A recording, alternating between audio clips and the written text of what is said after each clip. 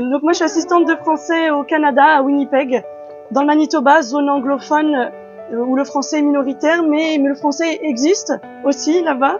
On a tendance parfois à oublier qu'il y a du français finalement de partout au Canada.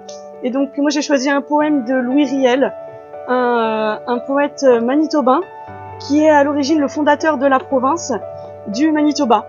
Il est métis. Ça m'a beaucoup touché tout à l'heure quand Gustavo parlait de sa nouvelle parce que c'est un peu les mêmes enjeux finalement au Canada, le mélange entre les peuples franco-canadiens, anglophones canadiens et autochtones. Donc et voilà, il est métis, issu de la communauté franco-canadienne et de la communauté autochtone de Winnipeg, ce qui a créé une toute nouvelle communauté qu'on appelle les Métis de la Rivière-Rouge. Et donc ce poème parle de ce métissage, de ce mélange culturel très fort au Manitoba, l'identité est très très forte là-bas. Et donc voilà, c'est dans cette communauté-là, moi, que je travaille. Je suis à l'université francophone, donc c'est avec beaucoup de plaisir que je vous partage ce que je vis depuis bientôt 7 mois. Le peuple métis canadien-français. J'aime sans mesure et j'admire les métis canadiens-français, ce peuple nouveau qui se mire déjà dans de brillants succès. Sa demeure humble, hospitalière, a sauvé beaucoup d'étrangers, et sa haute valeur guerrière a reculé bien des dangers. Ce peuple est néanmoins paisible, mais les sangs qu'il a sont guerriers. Bien conduit, il devient terrible, il lui faut alors délaurier. Le Manitoba si précoce et grand, parce qu'il l'a fondé sur les beaux freins du sacerdoce qui l'a toujours bien guidé. Le métis est le porte-enseigne du droit naturel qu'on dédaigne et qu'on met partout en oubli.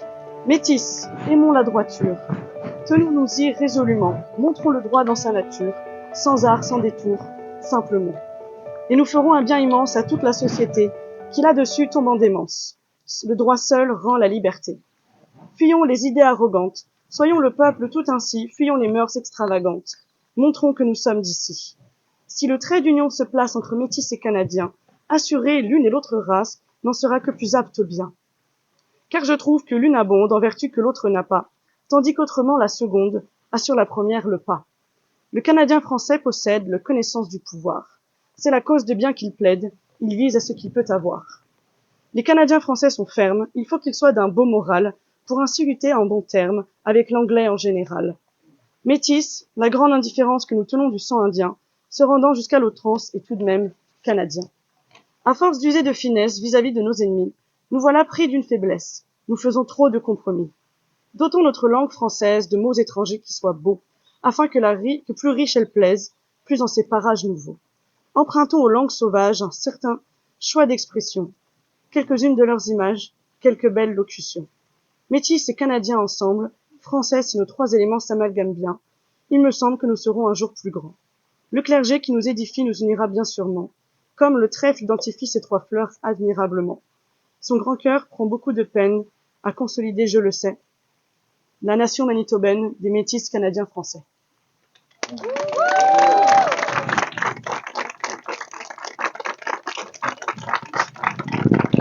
Merci beaucoup. Je voulais juste rajouter un petit quelque chose que normalement on fait avant les prestations, mais qui est dans le tumulte, j'ai oublié. En ce moment au Canada, depuis quelques années, une grosse réconciliation s'opère entre les peuples canadiens et autochtones qui sont encore très nombreux et très présents.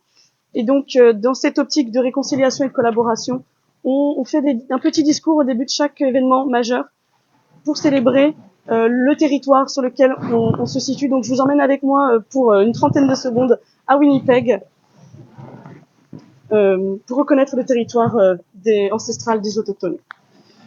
Nous reconnaissons que nous sommes rassemblés sur le territoire du traité numéro 1 et que le Manitoba se trouve sur le territoire visé par un traité et les terres ancestrales des peuples Anishinaabe, Anishinaabe, Dakota Oyate, Denessouline et Neetowook, ainsi que sur le territoire des Métis de la Rivière-Rouge.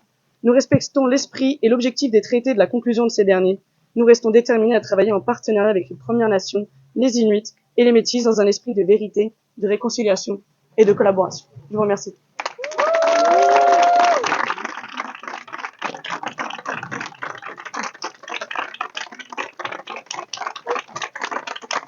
Et du coup, c'est le temps des visites, voilà, je crois, normalement. Et la photo, pardon, excusez-moi.